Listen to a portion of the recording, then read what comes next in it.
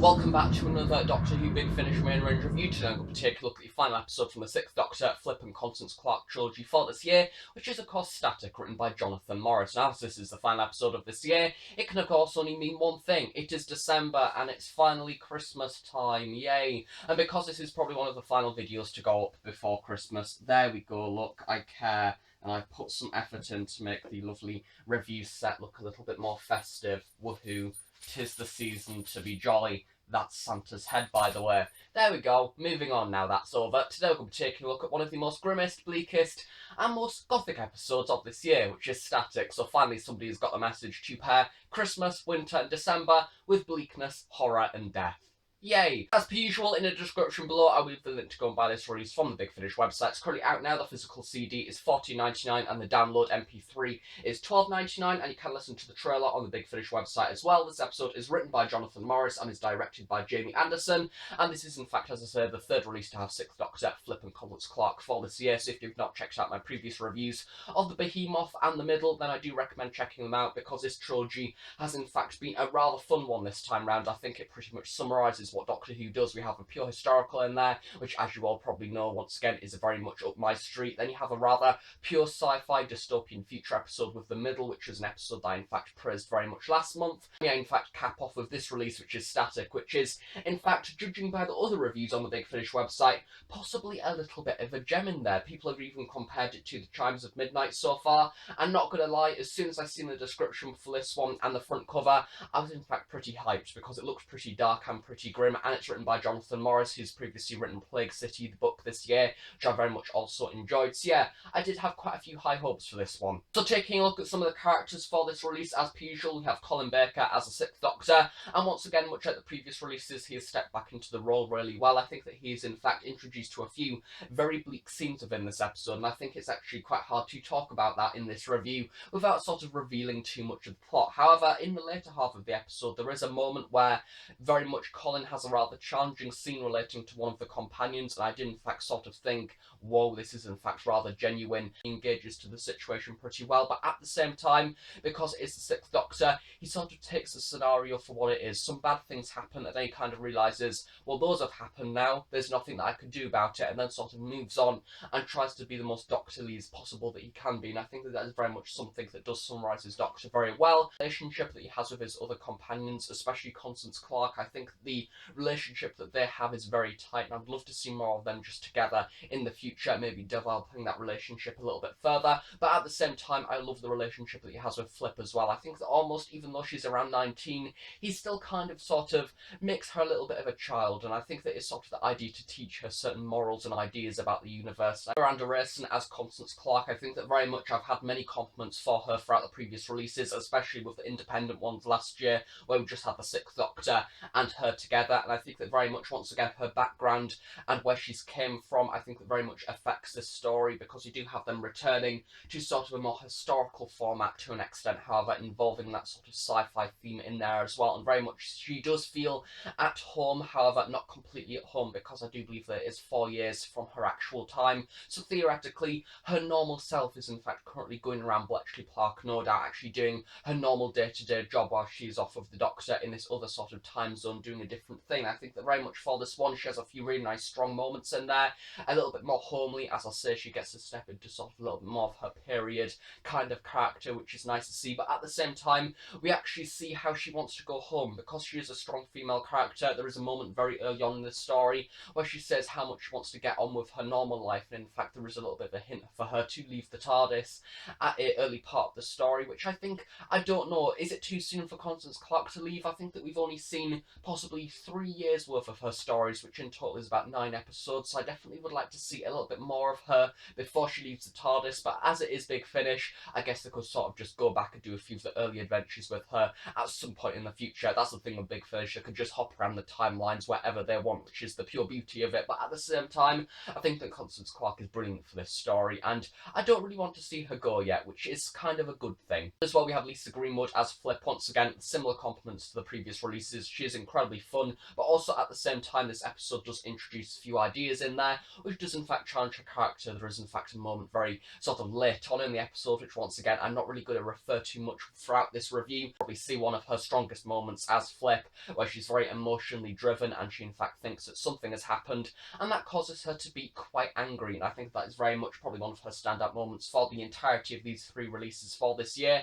I just can't wait to see more of Flip in the future. I think that generally, although I can't say much about her for this review, I think that I've said enough for her in the other reviews, and I think that generally she's a brilliant companion, and I really do enjoy her for all the releases that she is in. Moving on to the other people for this release as well, we have Scott Chambers as Andy Clover, and then we also have Pippa Nixon as Joanna Nash, or Joanna Clover. I think that generally the relationship that they have, they're a little bit of a couple with relationship issues. I think that very much for this release, they do support some of the ideas, especially for the actual script itself, and relating a little bit more of a personal effect around it, sort of, because we have this relationship between these two people where they have lost somebody previously about a year before, and this episode very much sort of gets to grips with those emotions and then changes them, adding in those sort of sci-fi elements in there, and then bringing her back to life and showing how that affects the characters. And I think that very much for this one, this will be a very different story if these two people weren't in it, so I think that generally compliments for those because they are very good.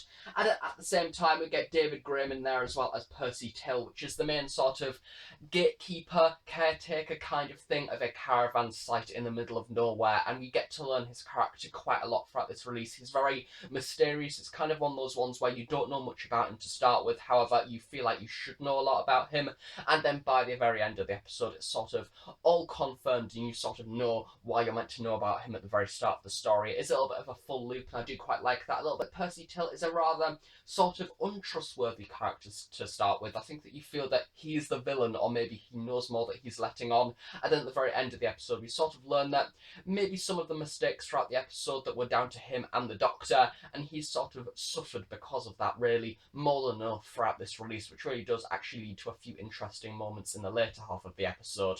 So moving on to the scripting and storyline for this episode now, as I previously stated, it is a little bit of a miserable one, a little bit bleak, a little bit drizzly and dreary because of the weather. It's all foggy, it's all horrible, it's all solitary and alone, and naturally for me, I quite like that idea. It gets the idea of a ghostly story, and then gets that cliche and kind of develops it further, brings in a little bit of an alien force and a sci-fi ideal, and then applies it to a rather unusual setting, being a caravan site with not really many people there, and there's this whole idea of a conspiracy where if you go to this caravan site, you can essentially bring people back to life surely by remembering them, using strong memories, and then that can sort of bring them back to life through the static. So naturally you are not allowed to use any electronic devices in this caravan site, including portable TVs, radios, telephones, or anything like that. And I think that the idea of bringing people back to life through the static, something of which that we have very much in older TVs, not necessarily TVs today, but it's something that we used to have, and I think that very much incorporating that into the time is bringing the idea of kind of a thing that happens in everyday life and then applying that to what if it was spooky, what if it was a more alien thing, and what if it was something that was a little more extraterrestrial and it's not exactly all that it seems. I think that very much Doctor Who gets that conspiracy and then turns it into something that's a little bit different, and this episode has the idea of Abbey Marston, which area of land that has a little bit of an estate on, as well as a stone circle, and basically nobody is allowed to go there anymore in the very future because of a radiation leak, as UNIT decides to cover it up with at the very end of the episode. But yeah, it's one of those ones that sort of brings the idea of a conspiracy, much like how we have Area 51 and then even areas in the UK where people are not allowed to go, people are not allowed to trespass. Well, that more bleak idea, as I said, bringing people back to life, resurrection, but what if these alien forces were in fact harbouring these bodies and then bringing them back to life and using them to sort of host themselves? I think that it's kind of a very Unquiet Dead Gelth idea, however bringing it into that more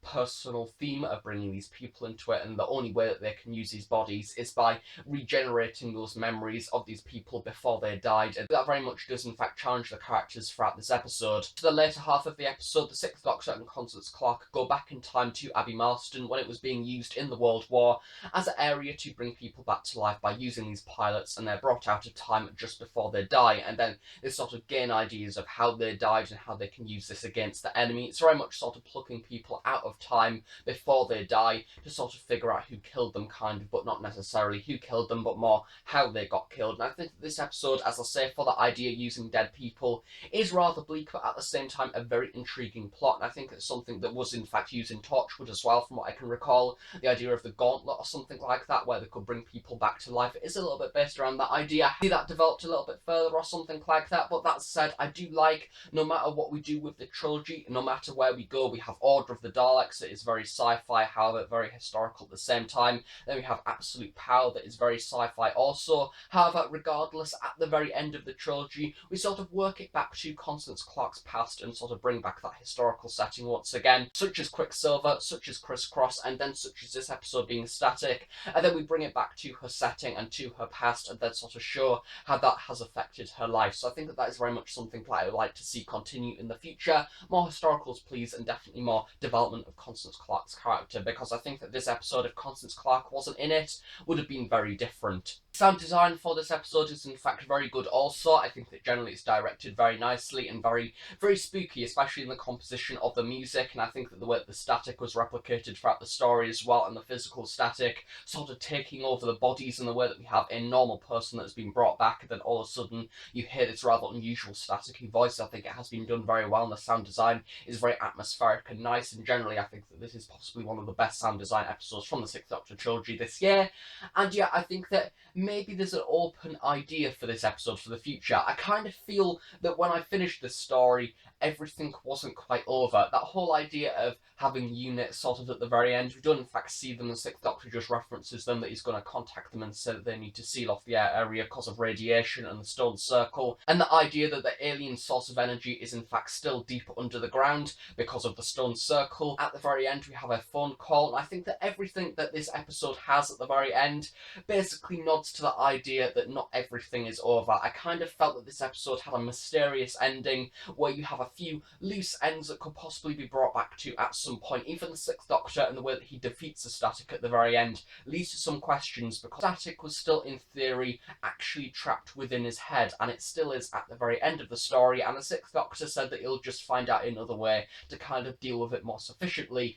And to me, that is basically just the open end to actually sequelize this story and bring on something else and maybe introduce another aspect to this episode. And if that is the case, I would love to see that maybe in the trilogy next year, maybe developing a little bit more of a historical aspect in there once again, maybe going to a different zone and showing how people have been brought back from the dead in maybe a different area or something like that. Maybe somewhere in the far future that people are using sort of an Undertaker company to kind of bring people back from the dead and kind of that fortune telling thing. I don't know, just something like that, where you could maybe sort of incorporate a business aspect into the idea of selling people and the sort of their memories from the past. I don't know, is that too bleak? But yeah, maybe this is the good thing about this episode. It generates questions and it generates possibility for the future, and possibilities of which I would love to see maybe return to at some point. So overall for this episode, I in fact think that this is a rather unusual one, because at the final act of this episode, where you would normally assume that you would have the scene where the Doctor is like, yay, we saved the day, the monster is dead, the villain is defeated, we can all go home all happy. Instead, we have the three characters at the very end just kind of feeling a little bit exhausted. They just want to leave, and when that is compared to the very start of the story, where Constance Clark was very clearly saying that she wanted to go back home to her normal life and move on with things, that even Flip was saying that the Doctor needs to get her back to her wedding as well, that we've seen in Quicksilver, and the Sixth Doctor is maybe currently dealing with the situation that he doesn't really want to let them go, and he wants to go on different adventures. It's a little bit of the Tegan idea and bringing her back to Heathrow Airport, but kind of a little bit like the Doctor physically doesn't really want to let them go. And considering that this episode, especially in the final act, very nearly has one of the companions not coming out alive, and I did in fact think in the later half of this episode, this is in fact the end. This is in fact a companion that has died. Wow, bloody hell. A little bit of a sci-fi thing that once again does raise questions for a possible future sequel to this story, but I do like the way that this episode doesn't really come out of it with any reward. If you're somebody that does like the more hardcore Big Finish story, especially from the 1 to 50 range, a little bit more Chimes of Midnight,